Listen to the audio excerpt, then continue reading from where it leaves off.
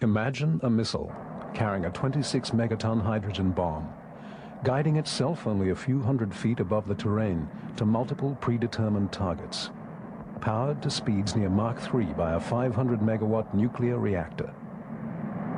In America during the 1950s, the collective mind of the Atomic Energy Commission and the United States Air Force imagined such a weapon. Taking the Roman name for the god of the underworld, they named the project PLUTO.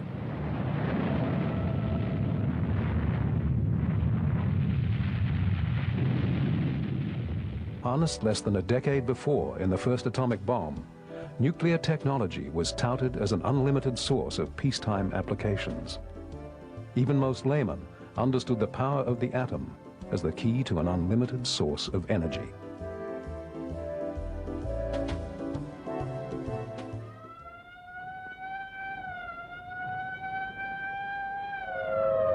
Signal means to stop whatever you are doing and get to the nearest safe place fast.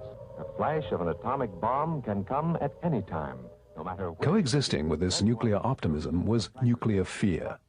The Soviet Union had proven their first atomic bomb in 1949 and their first hydrogen bomb in 1953.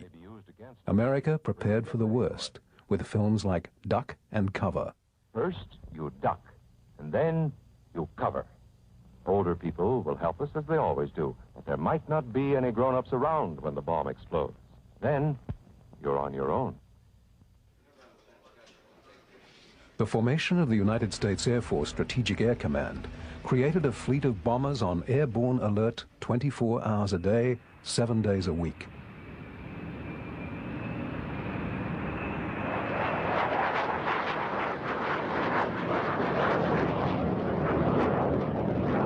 This offensive force was also a defense against nuclear attack.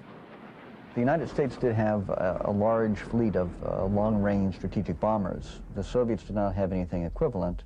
The Soviets really wanted to leapfrog the development of the bomber fleet and instead develop a missile that would get hydrogen bombs to America very quickly. Both sides by this time, by 1957, had tested multi-megaton hydrogen bombs and were building such weapons and putting them in the arsenal. The challenge was how to get to the other side first. Chuck Barnett, test director for Project PLUTO, revisits the Atomic Energy Commission Test Site 401, Mercury, Nevada. The situation, the worldwide situation, was very different. So the whole aspect of what to do in a defense sense was very different then from what it is now.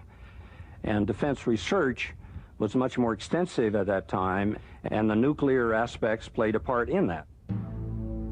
Nuclear research and development at Oak Ridge, Tennessee began during the Manhattan Project. In 1946, the Atomic Energy Commission was formed to give control of the development of atomic energy to the people of the United States. Research and testing for the first weapons also went on at Los Alamos. Well, there were two nuclear design labs in the United States. The first was, of course, formed to build the atomic bomb back in 1943, and that's at Los Alamos, New Mexico. The second laboratory at Livermore in California began in 1952, and it was the joint effort of Ernest Lawrence and Edward Teller, both nuclear physicists, with support from the Air Force and from Congress. It was to be, in a sense, a rival to Los Alamos to spur competition. Work on the hydrogen bomb at Livermore and Los Alamos continued through the early 50s. 3, 2,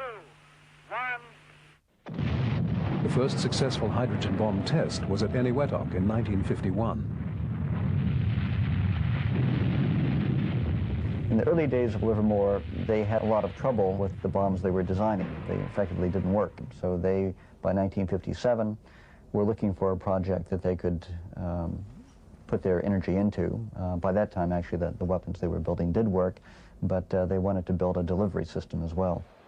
In 1946, the Army Air Forces established a study contract with Fairchild Engine and Airplane Corporation, named Nuclear Energy for the Propulsion of Aircraft. A second feasibility study was established by the Atomic Energy Commission in 1948. This study called for a larger effort in nuclear propulsion. It estimated that it would take 15 years and over $1 billion to develop a nuclear-powered aircraft.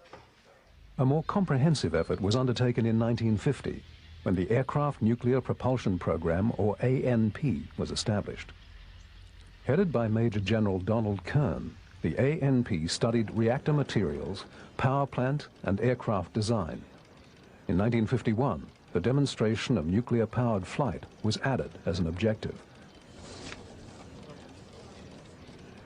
By 1956, work had been assigned by the ANP in two divisions, the Aircraft Projects Branch and the Missiles Projects Branch. Research and development for nuclear power systems included Project Rover for rocket power, Project PLUTO for ramjet propulsion, and SNAP for auxiliary power generation for satellites and space vehicles. A nuclear-powered airplane would have almost unlimited range and could carry nuclear weapons. There were obvious problems in developing that, and one of them being the radiation the crew would be exposed to.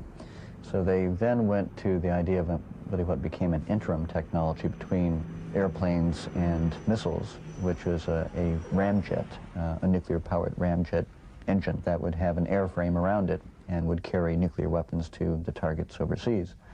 And that's where PLUTO came in. With their goal narrowed to the production of a nuclear reactor for ramjet propulsion, an increasing number of physicists and engineers, coordinated by Lawrence Livermore Labs, focused on their task.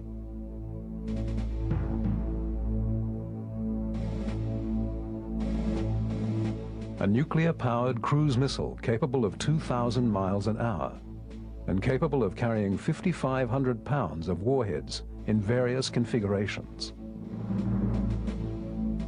The concept was called SLAM, for Supersonic Low-Altitude Missile. Plans for PLUTO included the use of terrain comparative guidance. A radar signal follows the contours of the land to predetermined targets. It was one of the earliest uses of TERCOM, terrain contour matching radar. The missile would come in very low to its target, deliberately to avoid defenses and to avoid detection.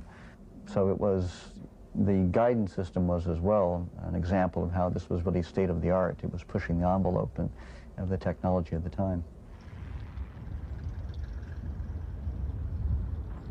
Design and testing of conventionally powered ramjet missiles began in the 1940s. A ramjet's engine is basically a tube. Air entering the tube as the vehicle moves forward is heated and ejected out the back end at a higher velocity.